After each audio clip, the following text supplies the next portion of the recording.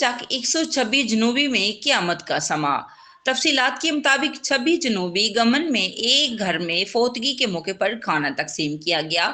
جیسے ہی عوام نے کھانا کھایا تو لوگوں کی حالت غیر ہونے لگی اور لوگ گرتے چلے گئے۔ تھوڑی دیر میں متاثرین کی تعداد 100 کے قریب پہنچ گئی۔ تحقیقات کی گئی تو پتہ چلا کہ گندم کی پسائی کے وقت گندم کی گولیاں آٹے میں پس گئی تھی، جس کی وجہ سے اتنے بڑے پیمانے پر لوگ متاثر ہوئے۔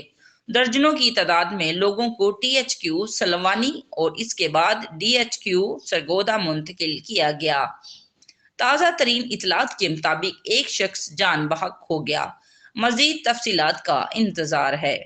Report Syed Shaukat Hussain Kazmi, D N a news, Sargodha.